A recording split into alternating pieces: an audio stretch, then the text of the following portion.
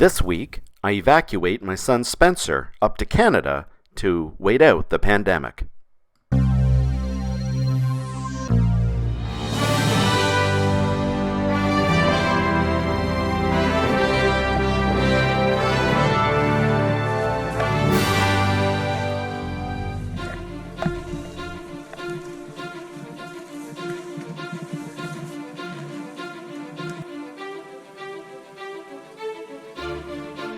Well, my son Spencer, like most of us, has been asked to work from home, probably for many weeks during this pandemic, and he was curious about whether I would be able to fly him up to Canada, where he would stay with his girlfriend and her family and wait out the crisis. Well, flying in a small plane to Canada is usually not a big deal, so I jumped at the chance. They don't have a tower or anything, do they? No.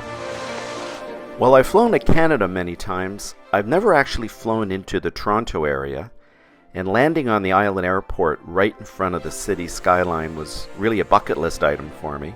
I've always wanted to do that, and this would be a little bit of a silver lining on a very unfortunate time. Well, with full fuel, we loaded up as much luggage as we could to stay under max gross weight. I plotted a direct route to Toronto, and we picked a Sunday morning where the headwinds weren't too bad over upstate New York. So flying GA aircraft to Canada from the United States is quite straightforward. First, you need to file an ICAO format flight plan, which you can do through ForeFlight or calling flight service. You need to call ahead to Canada Immigration because it is a foreign country. And finally, you need to file an EAPIS report, which is basically a manifest to tell the U.S. government who's going up there and when you're crossing the border.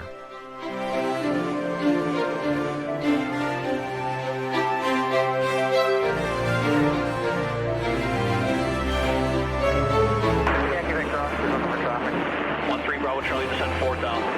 13 Bravo Charlie, down to 4. Tango Mike, you have the field? Toronto is Canada's largest city, and the airspace is pretty much like a big Class Bravo area. 3 Bravo Charlie, keep your speed up as you're able. I've got a bunch to call you in. 3 Bravo Charlie, do my best, give me the speed up. You want me to go faster?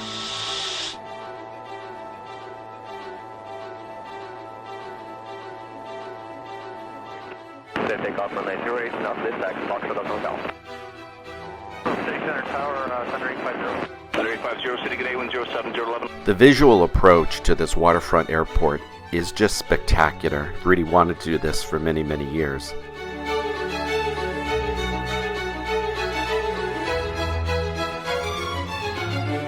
Bravo Charlie, wind 07011, you're clear to land, runway 08. 3 Bravo Charlie, clear to land 08. 4225. Tower 4685, ditto.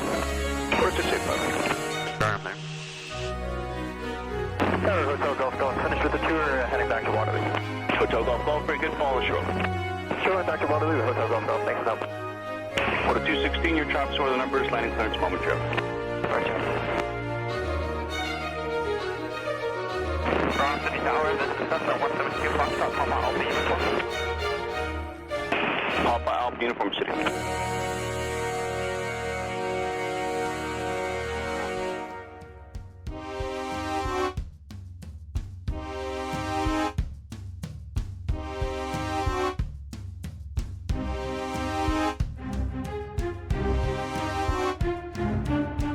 That was cool. 3 Bravo Charlie, exit Foxtrot and contact ground 117, appreciate the help. 3 Bravo Charlie, contact ground, thank you.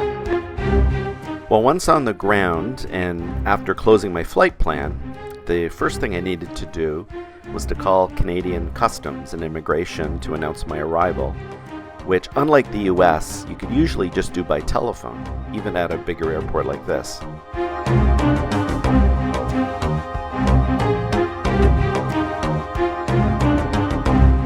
So while flying to Canada is pretty straightforward, I failed to mention that you need a small mountain of paperwork to properly satisfy all the rules.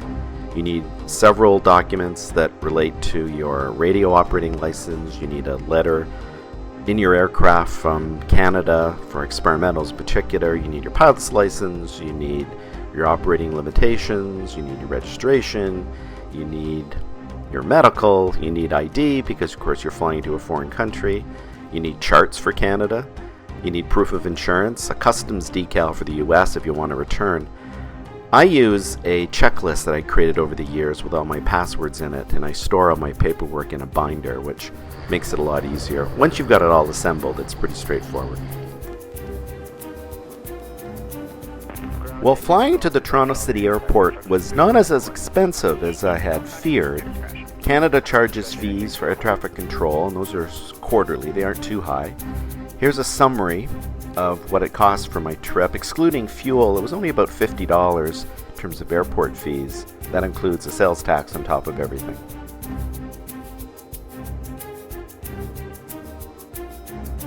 Well, for my return trip, the process is pretty much the same. You require a flight plan back to the United States.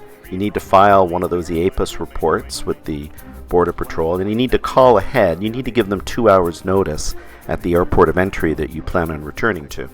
Good afternoon, altimeter 3067, fifth in the city control zone, past north. Well, under better circumstances, I would have wanted to stay in Toronto for a few days. It's a fantastic city.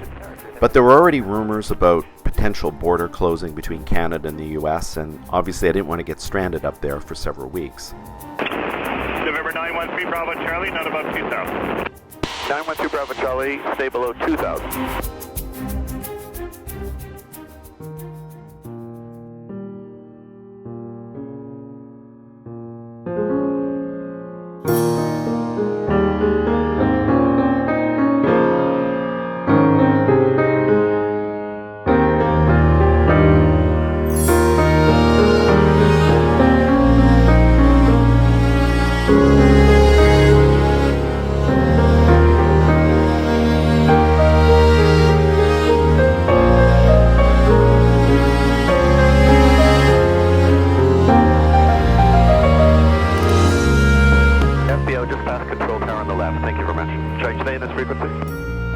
Yeah, stay with me for a short trip to the ramp. I'm multitasking.